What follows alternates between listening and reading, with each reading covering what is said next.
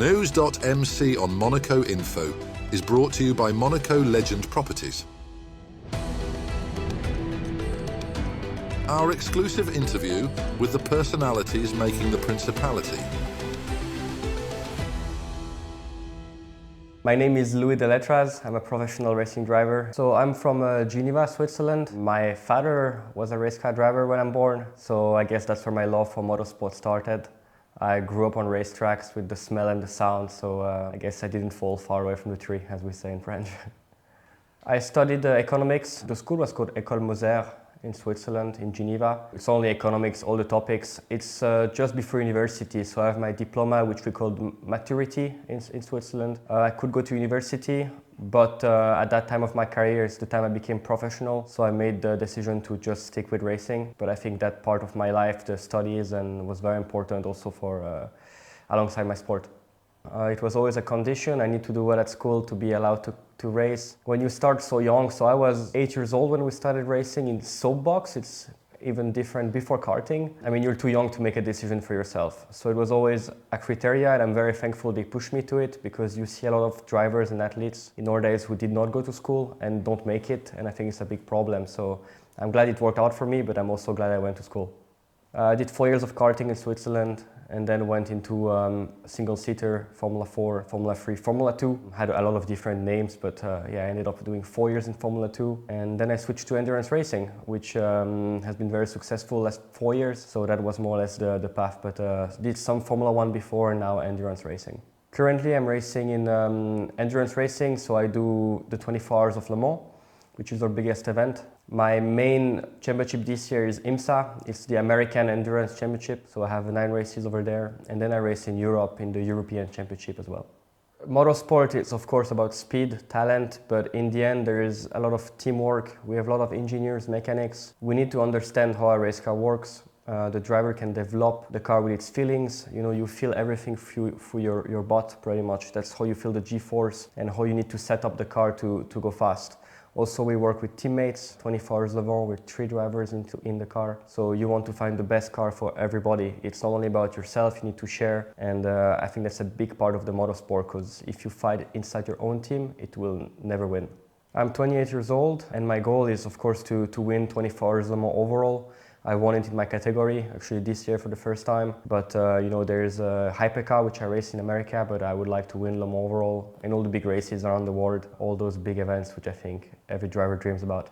I won a few European championships. I had a super license to go in Formula 1. I didn't make it to F1, I only tested, but I mean, it was still a very good experience. But I mean, since we moved to endurance, I've been fortunate enough to win 3 European championships, 1 American championship and 1 world championship in my class. I think we have to take it when it comes, because we know it can stop very quickly. It's not always that successful. I was 100% Formula 1 kid. You grow up into watching Formula 1 on TV and your idols. That's the right way to start. Go to Formula 4, go to Formula 3 and Formula 2. Try to make it to F1, because it's the pinnacle of our sport. But I'm lucky enough to have grown up into endurance racing through my father, so for me it was never a plan B. It's always something I wanted to do. Le Mans has always attracted me, so it was not hard for me to switch. And I think it was the best decision of my career to do it in 2020.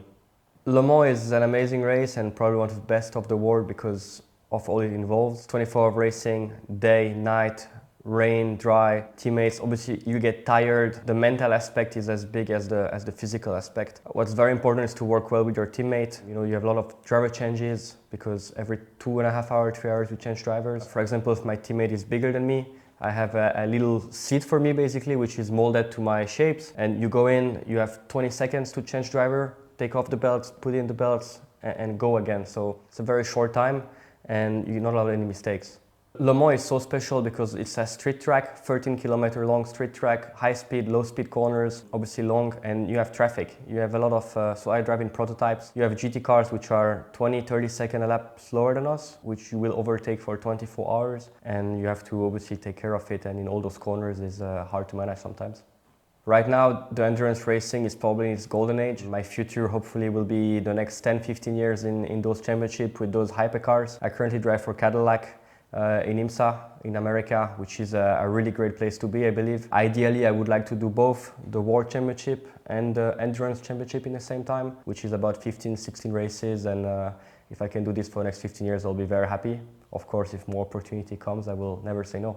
I strongly believe endurance racing, you can race until 40 to 45 years old. You see quite a few drivers that have been successful and made it to this age. Of course, sometimes they're becoming slightly slower on the one lap performance, but in endurance racing, it's not what matters. What matters is on 2.5 hours, and experience is very important. So that's my target, being 40, 45 years old in endurance racing.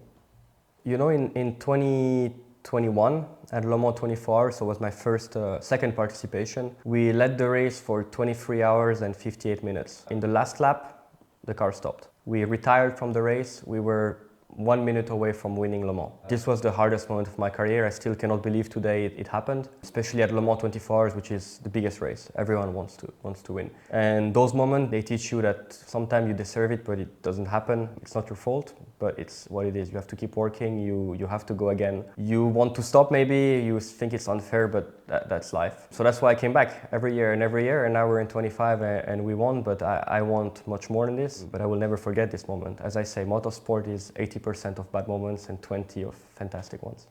It's very important for us to stay light. The weight in motorsport is your enemy. So of course we do a lot of training to stay in shape, but we cannot put too much muscle on because you don't want to be heavy. You have to stay very lean. My favorite training is cycling. I think it's a very good sport, especially here in Monaco. You can go straight up in the mountains. You see so many professional cyclists, so it's a great place to do so. I'm not someone big, so I don't take weight so easily, so I try to also enjoy. You know, it's important for the mental to be obviously healthy, but also not restrict myself too much, so I don't have to look out too much on that. It's very hard to choose one moment above the others. I think one that stays in my mind always is my first podium in Formula 2 in Monaco, because it's not often you wake up in your own bed, go to race and finish on the podium, so that was pretty special. And obviously this year winning Le Mans 24 hours in my class was a dream from many years, so I would class those two as top moments. The top speed in Le Mans that I've reached was 355 kph, so it's very fast, but you also have to think that some corners you take them with 280 kilometers per hour, which is insane in a race car like this with downforce.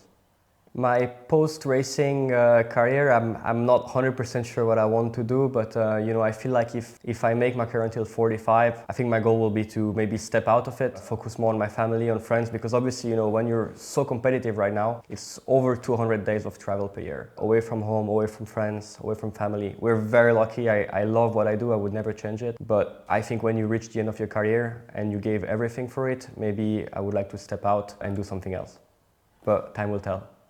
My idols were, you know, I think when you grow up with your father into racing, you always look at your father, so for sure I'm still very thankful to him for that. Other than that, I would say Michael Schumacher was always the name I was looking to at Formula 1 on TV. And maybe someone who is a little less known is Marcel Fassler, who won Le Mans multiple times. He's a Swiss race car driver, and for me is the perfect example of an endurance driver. The best advice I would give to someone to start in motorsport is start young. You see now people in karting and the likes of Max Verstappen, also Charles, they started when they were 3-4 years old in karting.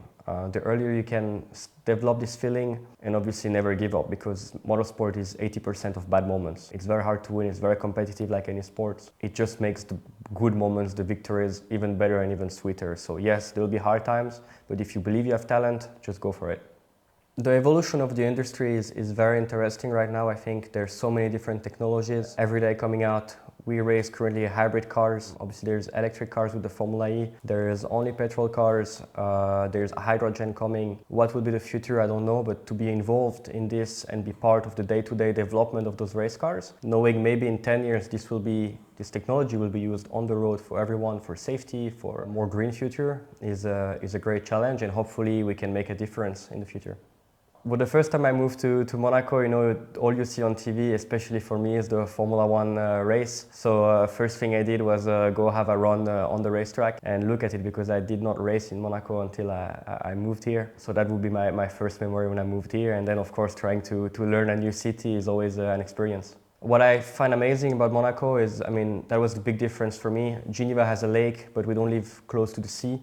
Obviously here you're straight at the sea and this beautiful scenery, but also I think the community. There's so many athletes, so many people in different sports and interesting people you can meet. I would say Monaco is a capital of sports. With all the events you see all year long, the Formula One, the horse jumping, the rally. I mean, in terms of motorsport, everything is here. And in terms of obviously tennis, you can make a list so long and so big of all those beautiful events. So for a sport passionate like me, it's fantastic.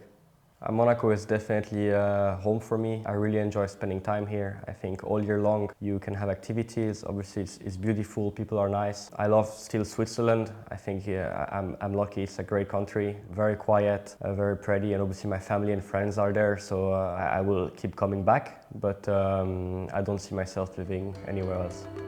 That's all for today. Thank you for watching NEWS.MC, your English rendezvous on Monaco Info. Discover more interviews and stories on our websites, NEWS.MC and MonacoInfo.com.